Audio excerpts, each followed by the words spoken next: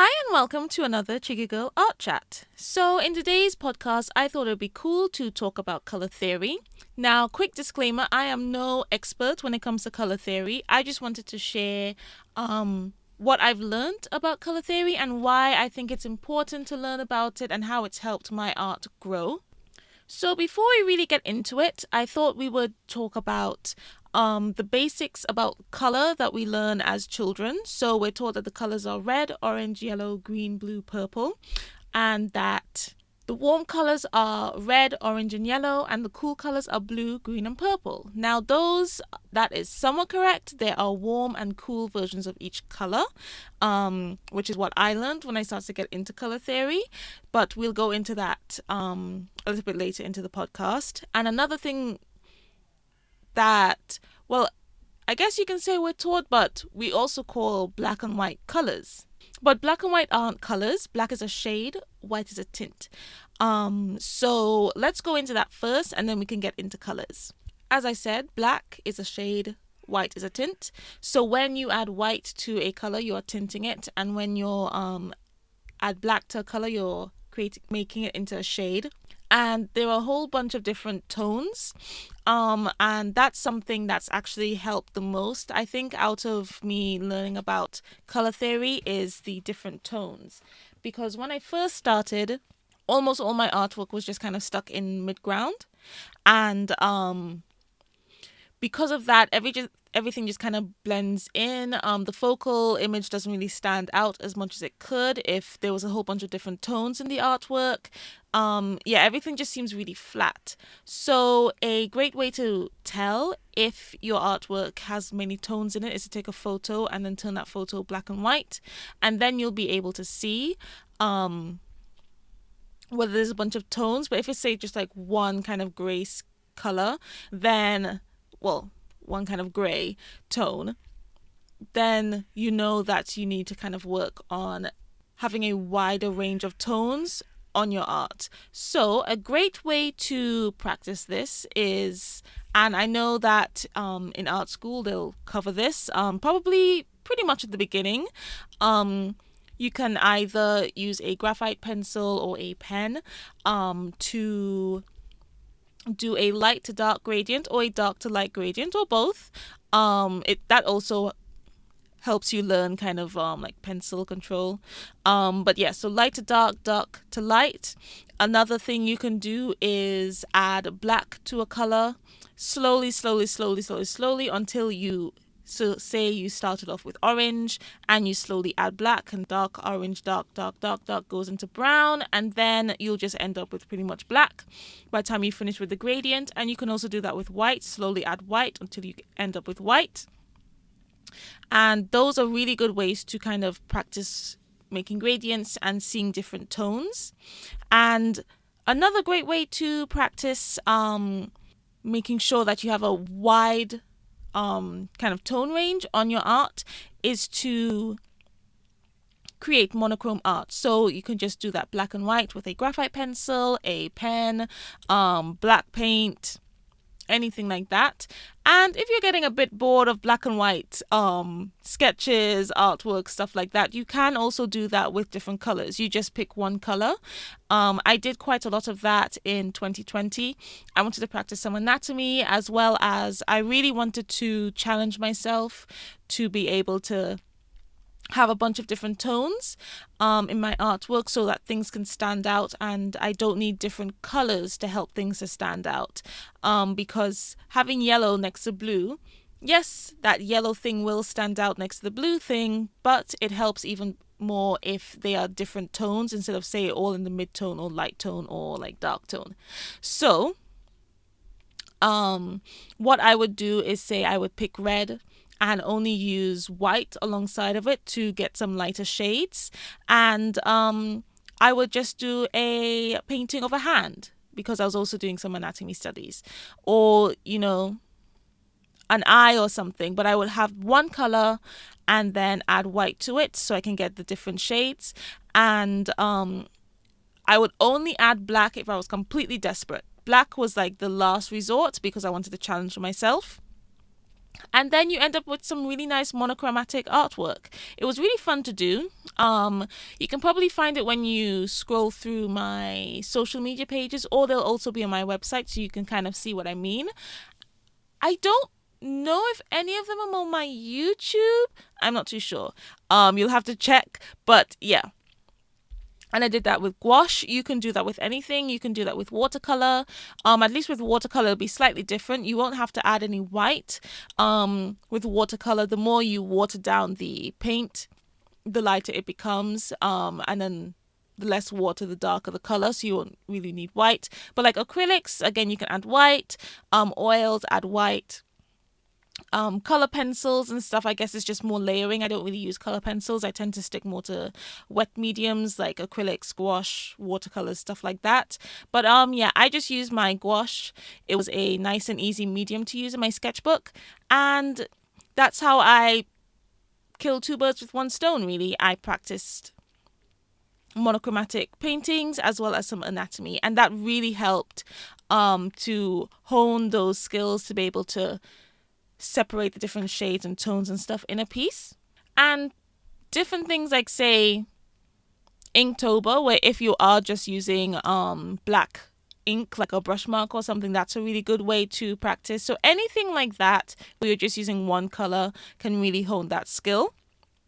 And it's really fun to do. At least I think so. I really like doing monochromatic paintings.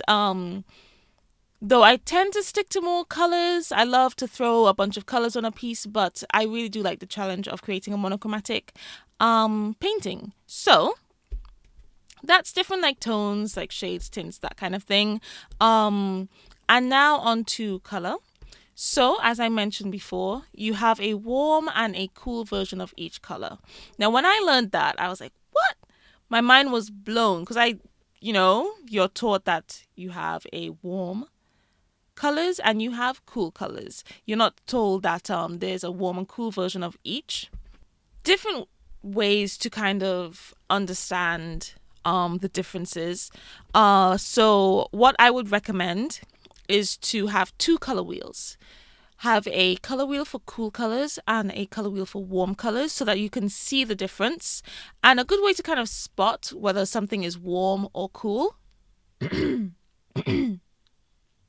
is that warmer colors tend to be a little bit more earthy, and cool colors tend to be really bright. So say, for instance, ultramarine blue is a warm blue, but phthalo blue is a cool blue. Or cadmium red is a warm red, and alizarin crimson is a cool red.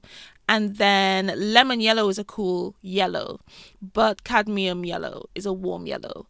Or yellow ochre, that's also a warm yellow.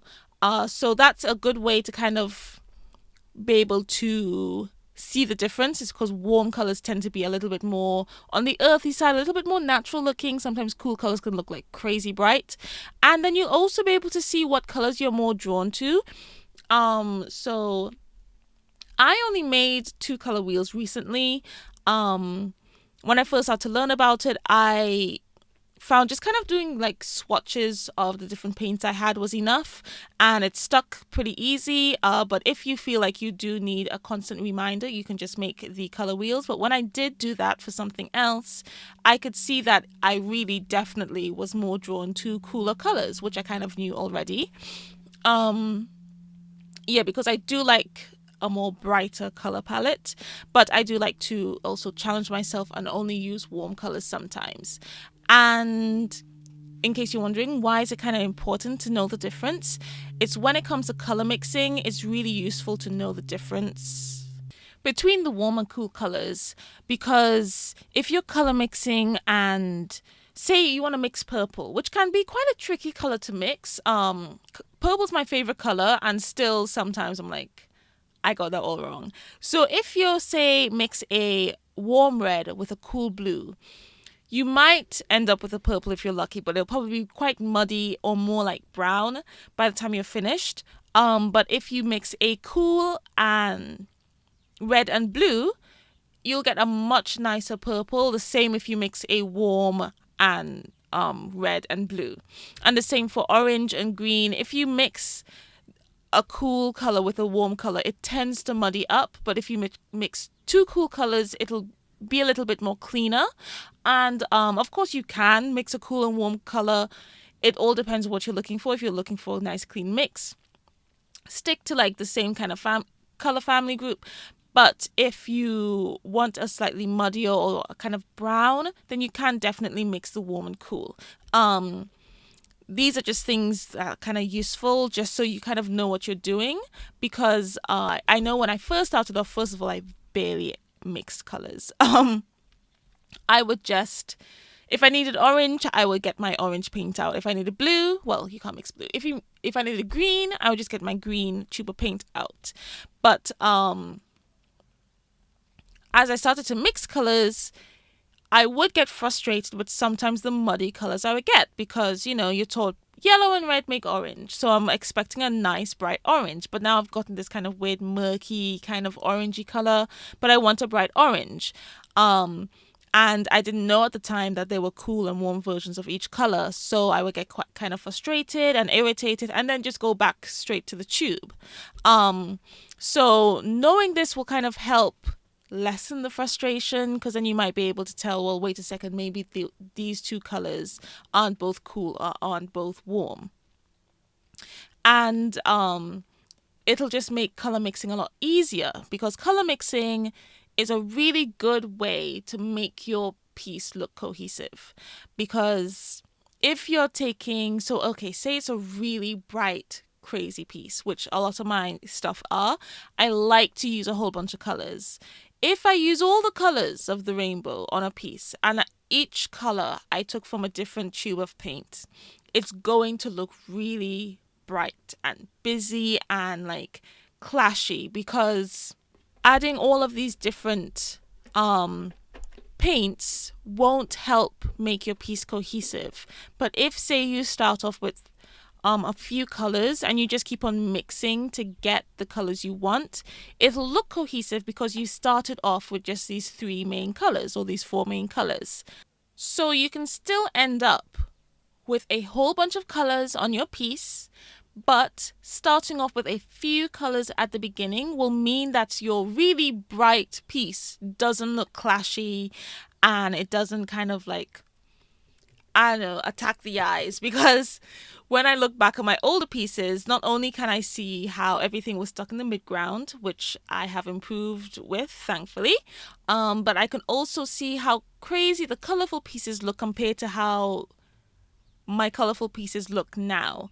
You can tell the colors kind of belong, because say, okay, I want to do a really crazy piece. I'll just start off with blue, red, and yellow. And because I'm mixing everything, I have all of those colors and everything just goes and it blends nicely and it's nice and cohesive, but it's still nice and bright. And a good way to kind of like challenge you to color mix is to get like a color picker online. You can just Google color picker and it'll pick like 3 or so random colors, or you can just look at color palettes and pick your favorite one and try to mix the colors to the best to match those colors on the color palette, and then you'll be able to kind of see the colors, the piece in, you'll be able to see how the whole piece looks a lot better because you've stuck with a few colors instead of all the colors on your palette. So learning color theory is a really good way to help you with color mixing, and the better you get with color mixing, the better your pieces tend to look. So yeah, one thing I tend to do is, like, I did this thing, Color Palette Wednesday, back in 2020, where I would pick a color palette and create an illustration or something like that with those colors. And that was a really good way to practice color mixing, and I can see how nice the paintings turned out because these colors already work with each other. And if I just use a few colors to create these color mixes, it looks really good. Again, color mix, a random color picker is a really good way. And the more you practice, the more you'll be able to say, look at different paint colors and be able to tell whether it's a cool or a warm color. So your eyes will just slowly get trained to it the more you practice. And I've also found that's kind of helped make it a little bit easier to say paint like photos, like my own reference photos, or kind of spot colors out in nature. So say for instance, most of the time when I look up at the sky, it kind of looks like ultramarine blue, which is a warm blue. But there have been times like when I was in Lisbon, Portugal, the sky was so crazy bright. It was like a light phthalo blue, or I guess like a cerulean blue, because cerulean blue, I believe, is a cool blue. And it was crazy bright. And I thought maybe it was just me that thought so. But a lot of people in the hostel was like, have you seen the sky? It's so bright. Like, I've never seen a sky so bright like that before, because most of the time, I live in the UK, but when I was in Trinidad, it looked kind of like ultramarine blue. Anywhere else really looked like ultramarine blue, except for in Lisbon. That was crazy. It was so bright. So when it came to me doing a few paintings of where I was when I was on my trip in Europe, I was able to pick the right colors so that it can look as close to what I remembered in the photo I was taking. At least when it came to the color part.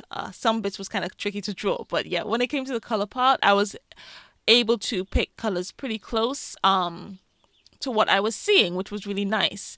And compared to before, when I didn't really know anything about this, I would have just picked a blue and gone with that and hope for the best. So yeah, it's really useful to learn, and it really does help your art grow, and you can really start to see the difference. Because let me see, I'm trying to think when I started to do this, because I think I was quite a way into my art journey before I started to pay attention to color theory. But I can very much see the improvement as I went along, which is always good anyway. I mean, the more you do anything, you'll see an improvement. But especially now compared to, say, my artwork a few years ago, before I started to do like the kind of tonal studies and say using color palettes and stuff as a way to challenge myself to use different color palettes and like to challenge my color mixing skills, I can see how much it's improved. And yeah, I found it really beneficial. So I think that's all for now. I can't think of anything else to touch on, but if you have any tips, or you can think of anything that I've missed, feel free to put it in the comments below. It'll be really interesting to see what other people think when it comes to color theory. And yeah, I think that's it. So thanks for listening. If you enjoyed, please do give me a thumbs up, subscribe if you haven't already, and click that notification bell. I upload a podcast and a studio vlog once a month, as well as a bunch of shorts, so you can kind of see what I'm up to throughout the month. And yeah, so thanks again for listening, and I will see you guys in a little bit for a studio vlog. Bye!